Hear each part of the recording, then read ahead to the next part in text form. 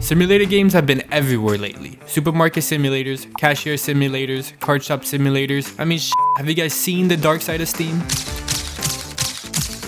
Let's be real, most simulators right now are just asset flip garbage. Copy, paste, reskin, repeat. No passion, no creativity, just fast food games. And honestly, I fucking hate it. In this video, I'll go over how we made the ultimate theater simulator. No assets made by us as a fresh take to the genre.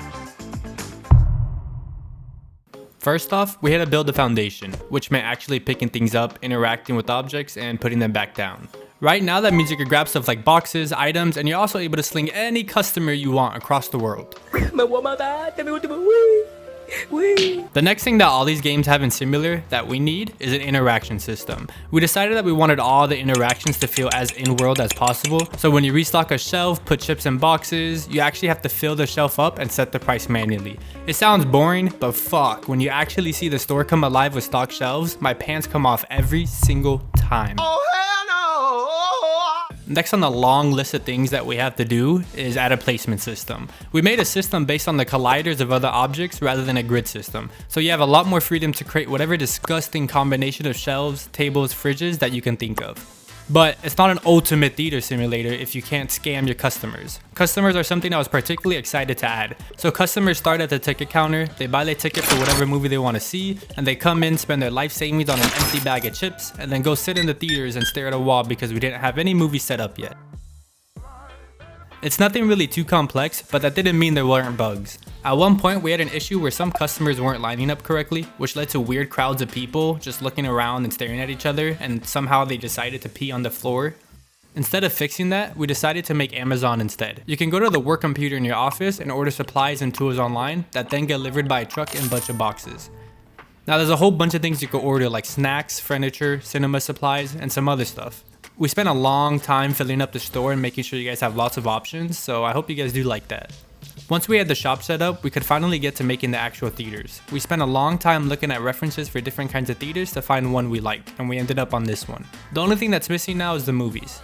We added a projector where you have to buy the bulb and lens to set them up manually. You then buy the movie license you want to show and see a wide selection of no copyright movies we found online. Lastly, you put the tape in the projector and connect it, then you turn it on by clicking the button and watch your movies go. Customers then will come in and watch their movie, eat their food, and leave. Most of the time they might go to the bathroom before exiting the building. At this point, we had a working prototype. Our goal now was to turn it from a theater simulator to an ultimate theater simulator. That meant overhauling every single system until there was nothing left to overhaul.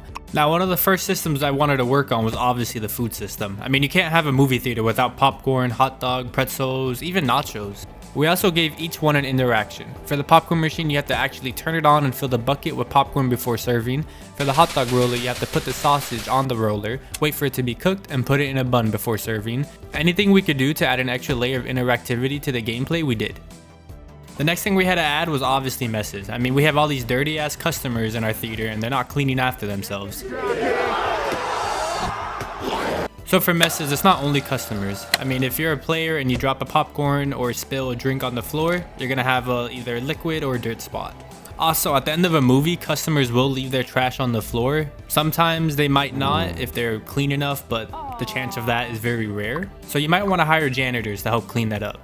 So if you're poor and you can't hire a janitor, you are able to clean the messes up yourself. Right now we have 3 tools: the trash picker for picking up actual pieces of garbage, the mop for cleaning up spills, and the broom for everything else. Next, we wanted to overhaul the actual movies. We had this idea for giving each movie a hype rating. How it works essentially is when a movie just comes out, its hype rating will be at the highest that the movie can be. Then over time it will decrease and the market price to go see it decreases with it.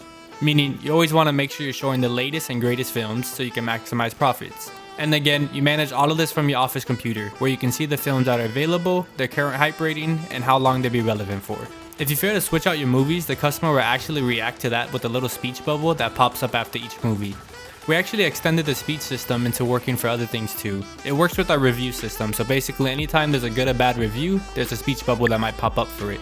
For example, if the theater was clean or if they were served quick enough, and a whole bunch of other things. The super vocal customers will also leave reviews that you can check with on your computer. Those can be useful to check to see your current progress of the theater to see if you're doing good or bad.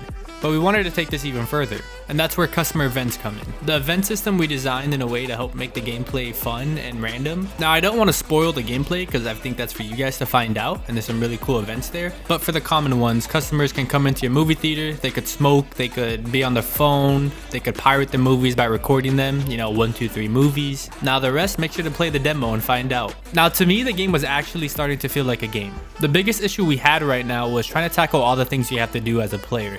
Like the concession stand, the ticket register, cleaning up all the lobbies, cleaning up the movie theaters, the bathroom. It's a lot to handle by yourself. So the logical thing next was obviously to add employees. Now when you end up hiring an employee, each employee has a different rating for each job task. So like security, stocking shelves, checkout register. And with these employees, they help you manage all the tasks that you have to do as a theater manager. And if you manage to keep juggling all these different aspects well, keep the theater clean, offer good customer service, then your theater's popularity increases. And you can see your current progress on the top right. Your popularity basically decides how many customers come in, how many movies you fill out, and how much money you make. Because obviously more customers equals more money. So if your ratings are low, you won't be able to fill out a full movie theater. So as you become a higher and higher level, the game expects you to fill out your theater to maintain a high rating, and also keep you more supplies that you have unlocked. Now with that being said, we wanted to add more entertainment for both the customers and players to boost ratings and gain more profits. So which is why we made some machines like a claw machine, a punching machine, and an arcade machine where you get to play a very scuffed version of Flappy Bird.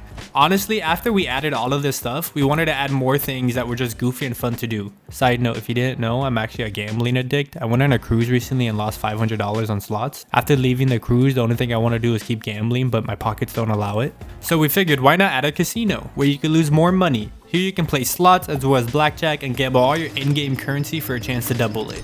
Now let's assume you don't want to gamble. What about buying items off a black market to mess with your customers? Which is why I added a black market vendor that shows up sometimes at night to sell you funny items. You can get a fidget spinner, a Nerf gun, a water gun, a basketball, or even a bat to beat up those customers or defend yourself from unknown events. All that was left was adding more content. We added giant statues that are very normal, a good amount of different lights and signs to put around your theater, and a system that allows you to customize the walls, floor, and ceilings of each individual room in your theater.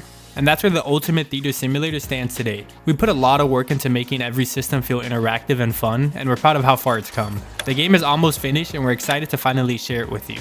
The demo is available on Steam, so you can experience it for yourself and see what we've been building.